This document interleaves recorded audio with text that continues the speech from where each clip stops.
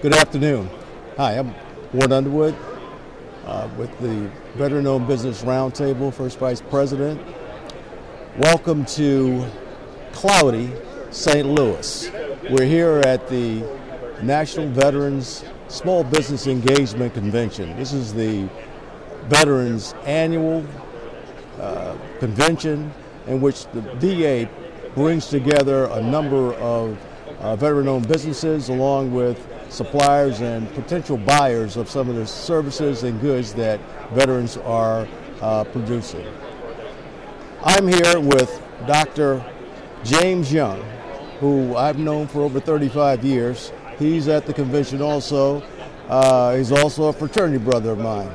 But we're not going to talk about those things. We're going to talk about him as a business owner. He is the CEO of Concordant Healthcare Solutions.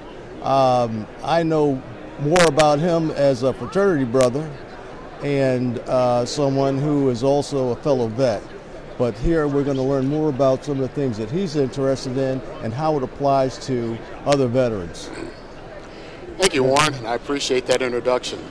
By way of background, I just wanted to share with the audience that that my company has been in existence for almost 8 years, and that we're very much involved in helping to improve the quality of health care that's delivered to all members of a community, but in particular the veteran community. My background is, I hold a doctorate degree in organization behavior and leadership, did primary research on healthcare consumer behavior. We are one of the few companies that is certified as professionals in healthcare quality. We are also certified by NCQA for patient-centered medical home and patient-centered care. And I'm also a college professor, where I am an assistant professor for the College of Business at Davenport University, as well as the Associate Department Chair for all of the graduate human resource courses and graduate marketing courses. So I spent a couple of plates in my professional and academic life.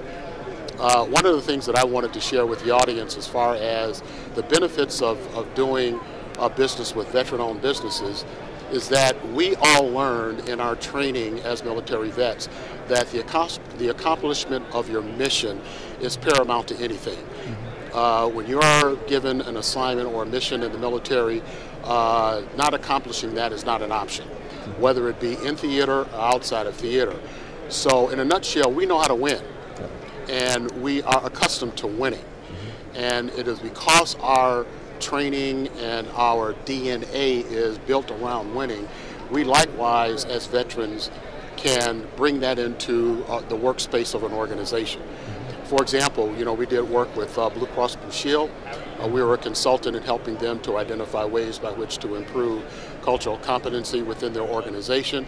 And it wasn't long after we started that engagement that we realized that Blue Cross Blue Shield is not only one of the most successful insurance organizations in the country and by and large in Michigan, but we understood why. Because they do have a culture which they imparted on us of winning and delivering the highest quality care to the patients, and also maximizing value for all stakeholders. And so when we look at veteran-owned businesses and the people, my fellow vets who run those businesses, especially in the healthcare space, it is easy to understand why it makes sense for healthcare organizations to support veteran-owned businesses that all are run by people who know how to accomplish a mission, given the fact that healthcare is more competitive than ever before. When you look at the way that payment models are designed to reward those healthcare delivery systems that deliver the highest value, while at the same time punishing those that deliver substandard value, then the incentive is there to bring on veteran-owned businesses that can help those organizations drive performance such that they remain in the top tier of performers and therefore maximize their revenue from the different payment models that are coming out. And in fact, the same thing holds true for primary care physicians and specialists, where the new payment models that are coming out now are designed to reward those clinics and those professionals who deliver high quality care and punish those that do not. So when you look at the whole competitive landscape of healthcare and juxtapose it against the competitiveness of veteran-owned businesses, it makes sense to bring those two together. And so, you know, it's somewhat disappointing that we're seeing not enough healthcare delivery systems, including hospitals and specialty clinics and primary care organizations looking to do more business with veteran-owned firms. Are they not setting targets, or?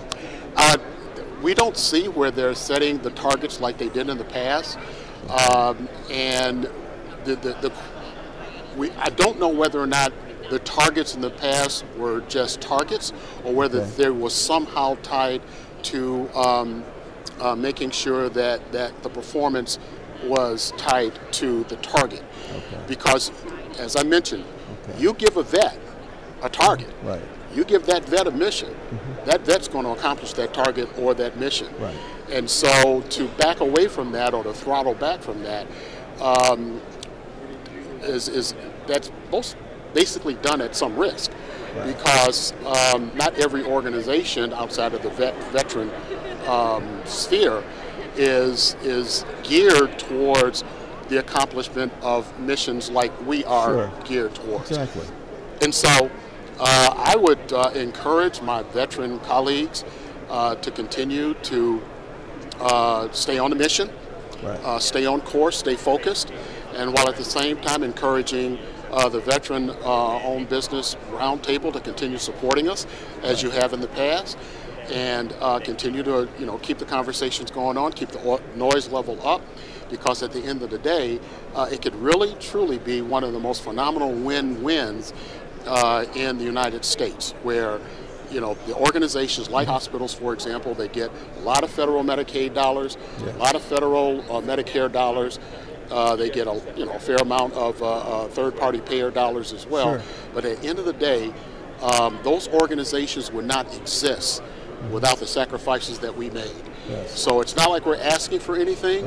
We're just looking for an opportunity to help solve some problems and help them achieve their missions, as we have been trained to achieve our missions when we were in the military and assigned to accomplish a mission which oftentimes could have cost lives, could have cost families, and we see all of the outcomes from some of the challenges we've faced as military vets.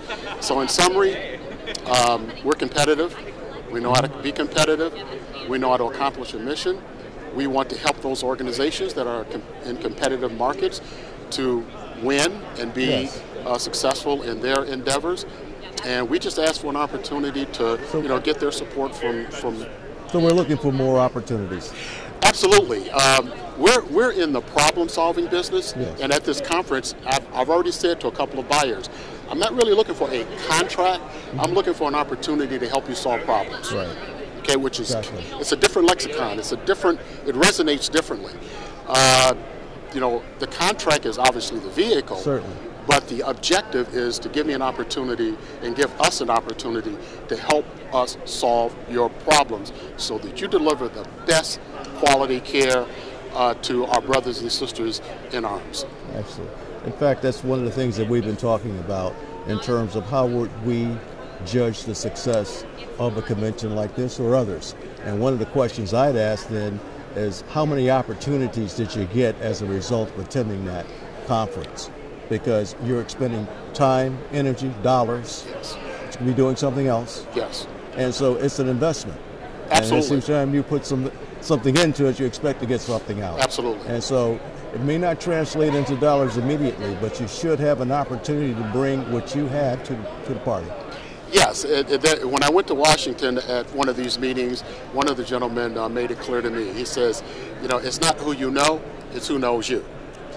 Okay, and this gives us an opportunity to make people aware of who we are, that we do exist, where we're located, what our capabilities are, and then once they get to know us, then the next step is kind of on them to then open that door of opportunity so that we can at least work together to see how we can walk through that and maximize value for both parties. Excellent.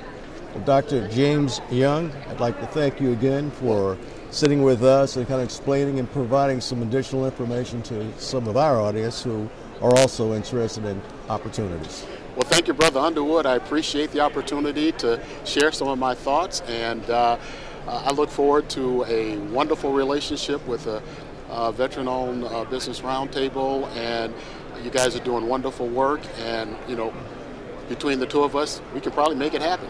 Let's do it. All right.